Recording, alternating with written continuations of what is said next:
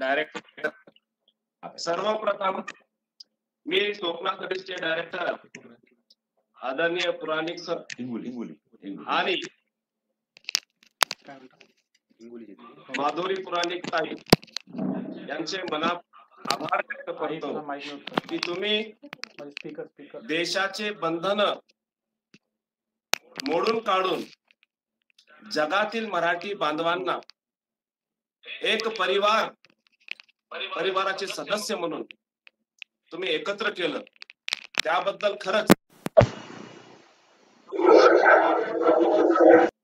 मराठी सेवा संघ कराची के जिम्मेदारों ने जो आज के दिन का चयन किया है, मैं इसके लिए भी आपको बहुत बहुत मुबारकबाद देता हूं कि अंतरराष्ट्रीय मादरी जबान दिन के मौके पर आज सारे श्री महाराज जयंती के अवसर पर एक हुए हैं। आज मैं आपके साथ मुख्तसर छत्रपति शिवाजी महाराज के सीरत पर बात करूंगा। तहज्जुब की बात यह है, मैं कोई छत्रपति शिवाजी महाराज के जीवन पर बात करने वाला कोई स्पीकर नहीं हूं, बल्कि मैं छत्रपति शिवाजी महाराज के किरदार का मुआशरा बनाने की कोशिश करने वाला एक अदना सा शिवाजी महाराज के तालीमात का अमली जामा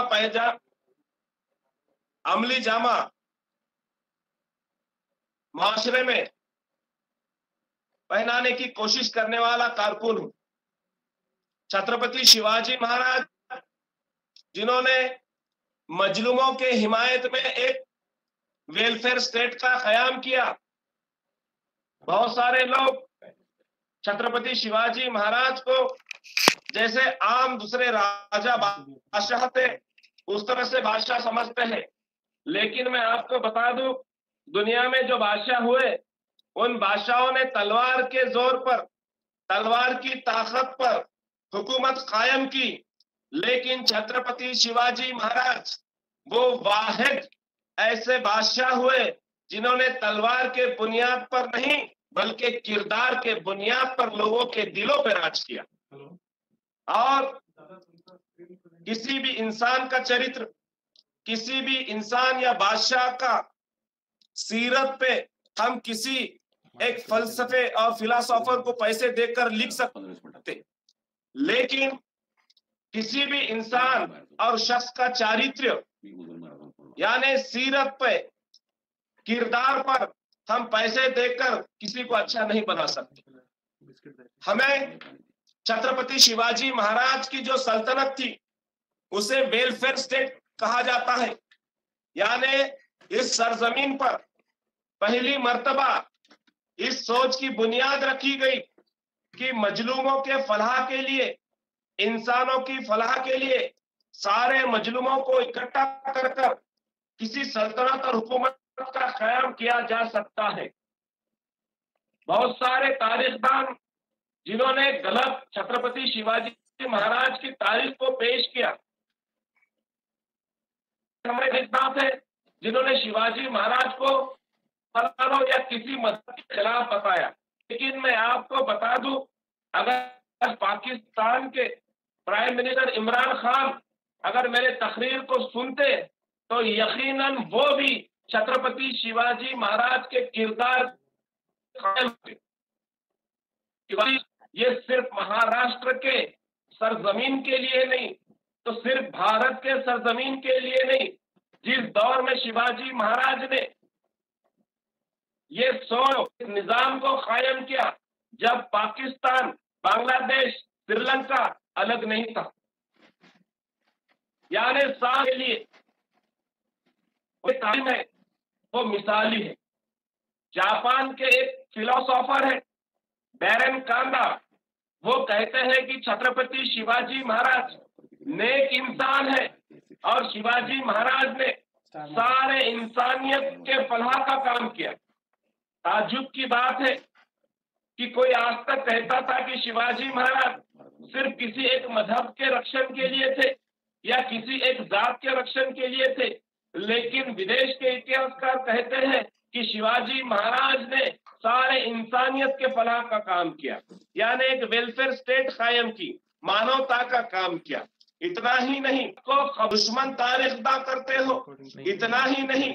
औरंगजेब बादशाह जो जिंदगी महाराज के खिलाफ हुकूमत के लिए लड़ता रहा, लेकिन जब शिवाजी महाराज का इंतकाल हो गया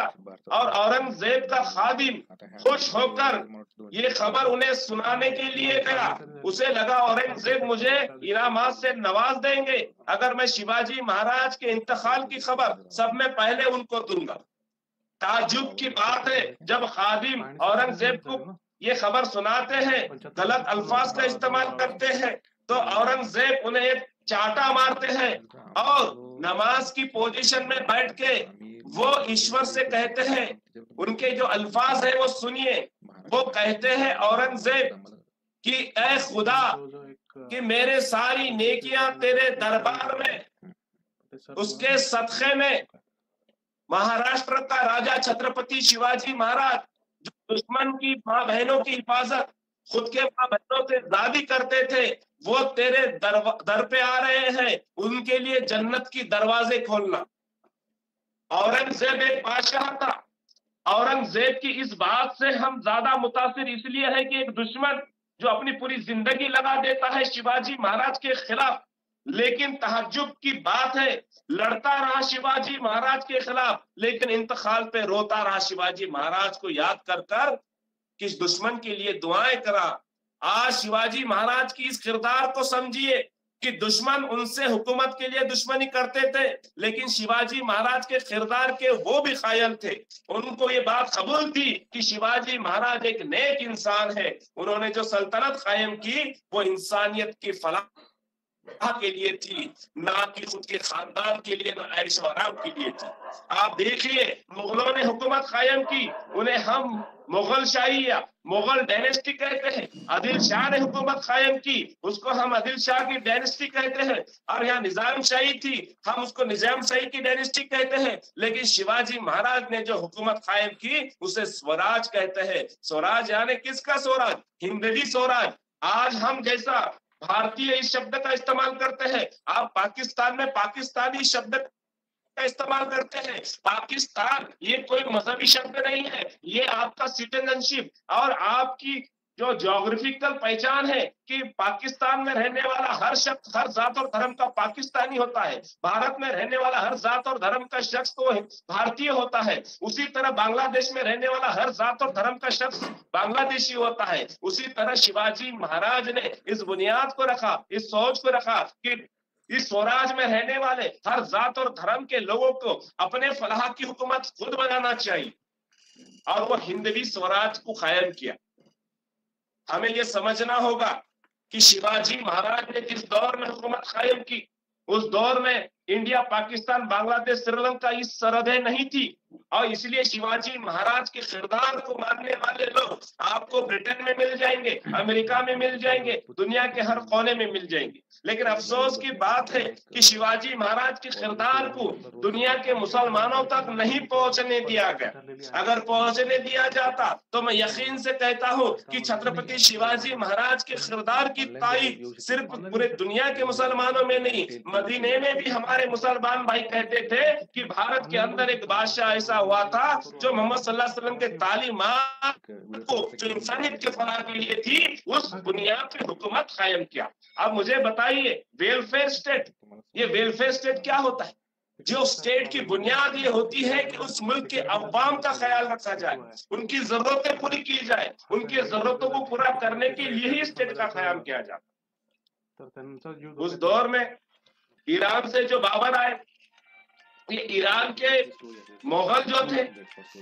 हमें ये बताया जाता है कि शिवाजी महाराज की जो लड़ाई थी वो मजहबी लड़ाई थी, यानी शिवाजी महाराज हिंदुओं के लिए लड़ रहे थे और बाकी बादशाह जो थे मुसलमान थे। मुसलमान था, फिर बाबर ने उसका हमला किया। अगर बाबर ये समझ के आता कि हमें हिंदुओं पे राज करना है, तो बाबर जब ईरान से